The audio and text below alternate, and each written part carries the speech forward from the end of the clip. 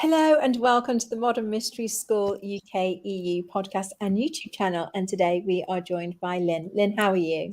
Hi, Divina Kate. I'm doing great. Thank you for having me on.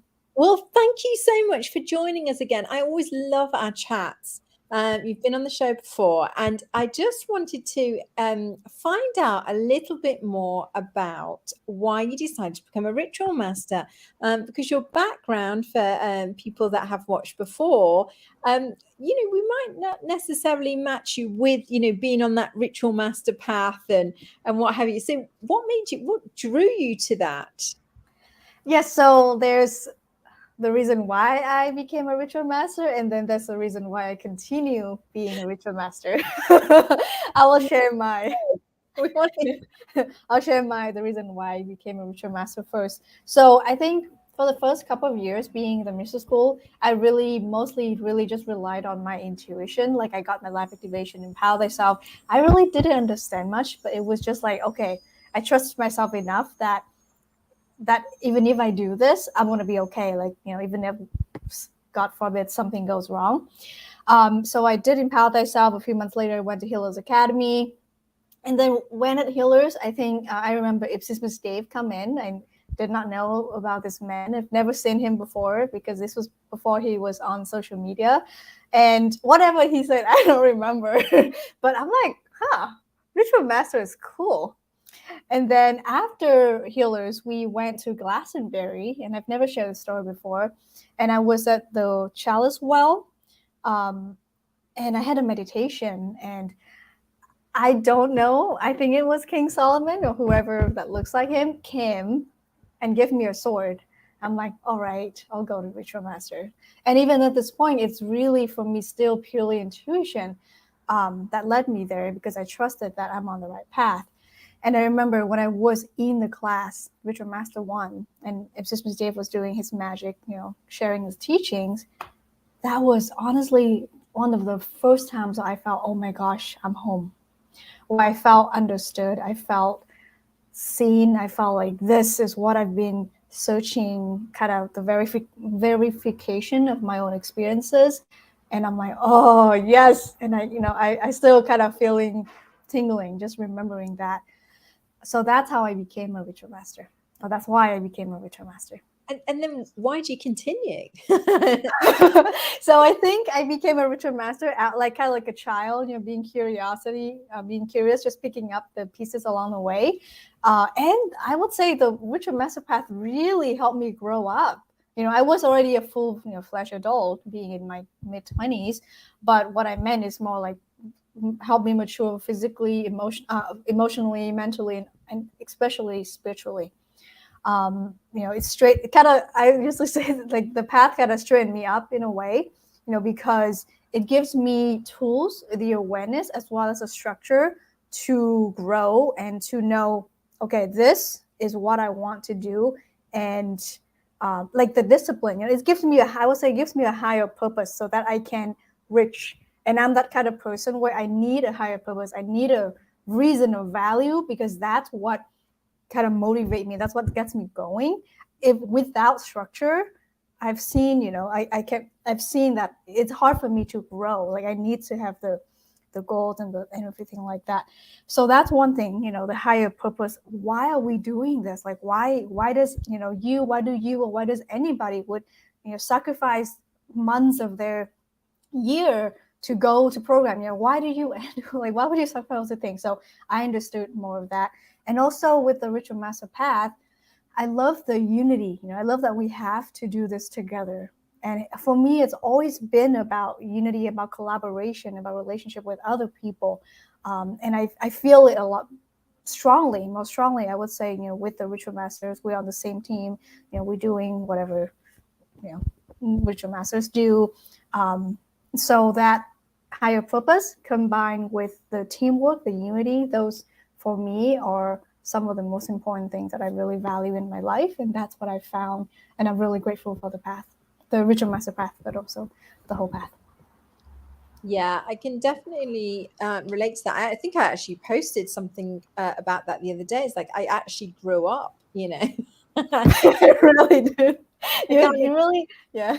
matured, and it was like, oh, okay, and actually that brings a lot of peace. You know, Mm. it really brings a lot of peace. Well, it certainly did to me. So that's really interesting, and I love the way that you share about having that structure and the way that you're able to grow more actually in a structure without a structure.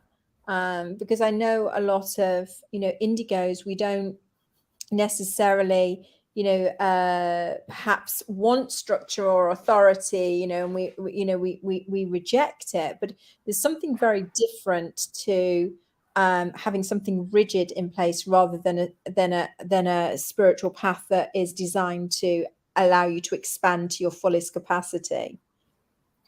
100%. And what you mentioned reminds me of. So I was an atheist before the school, and I did a 180 and a lot of more to that story. But that's what made me realize that atheists are just people who are looking for authentic divinity.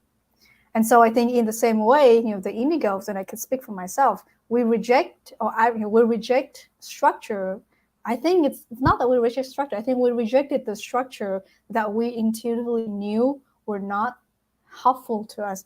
And so in that rejection, right, ideally you would want to be searching for something else, like a better structure that helps you, like expand infinitely. But being humans, we think black and white. So because we're rejecting structure, we think the other way would be complete freedom. But that's not true. Like that's actually not the right way. The best way is to find a structure that gives you the ultimate freedom. And I share the same experience with you, where I found so much more freedom, like in the path, or even in like my relationships, because I've put up certain structure within myself and around me. Yeah, such a smart thing to do. Yeah, it's such a smart thing to do. Can you tell me a little bit about the challenges that you were faced, the ritual master path, is it easy? Is it hard? Are there obstacles? And if there are obstacles, how have you found that you deal with them now? And then what are the fruits? Can you tell us a little bit about that? So the ritual master path is not easy. It is. It's so funny. Every interview, I ask this question, and everybody starts laughing. I mean, how else do you say it? And I think it's a representation of the fact that it's not easy. But one, I would not do it any other way. And two, it's through that struggle, through that hardships, that I've learned, gratitude. I've learned humility. I've learned, about myself. Like, how do I really work? Learn more about myself. And it's through that struggle, like the butterfly trying to get out of the cocoon, that I've felt, I've come to appreciate so much more joy of the physical life. Because it's all about kind of overcoming your struggles in a way. And I used to be, very emotional when things get hard, and I would say it has been one of my biggest challenge. Where like it's kind of hard, rejecting life challenges and be like, no, it shouldn't be this way. And it was quite hard. And I think at some point, being a guide and having a higher purpose, that's really helped me get through my SHIT. At some point, kind of finally I clicked that, okay, if I want to be doing all this thing, which is I know is part of my purpose, well, I gotta accept that life is hard, that the path is hard, that there are going to be challenges, there are going to be obstacles, but you're going to do it anyway. And I found that, with that realization, right? And it's not like one day you have the enlightenment, but it's like just step by step that realization come in different ways. The more I realize that and really embrace that, the more joy I can get in the moment. Even when things outside look hard, because I just feel much more peaceful within myself. I'm not struggling between the reality of it versus what I think life is supposed to be like. Yeah, I know. I often think that, when people ask me about, the ritual master, if it's hard, I think my life before was hard. That's hard. Yes. It's like, it's hard to not know yourself and to just keep going into the same thing over and over again. I'm like, I can't imagine doing that again. Yeah, exactly. So when they say is it hard, I go, well, yeah, it is hard, but at least I'm getting better. Yes. At it. And it's not just hard all the time, and I'm not getting better at anything. Totally. Totally. Yeah. Um, And finding the humor in it all. Yes. yeah, absolutely. Thank you so much. Our time whizzed by, and thank you so much. And hopefully you'll come back on the show again and chat to us about other experiences. On the path. We would love that. Thank you so much, Dr. Kate. And thank you for having me. And I would love to come back again. Thank you. Thank you, and Bye, thank you everyone. everybody for tuning in. Thank you. Bye bye.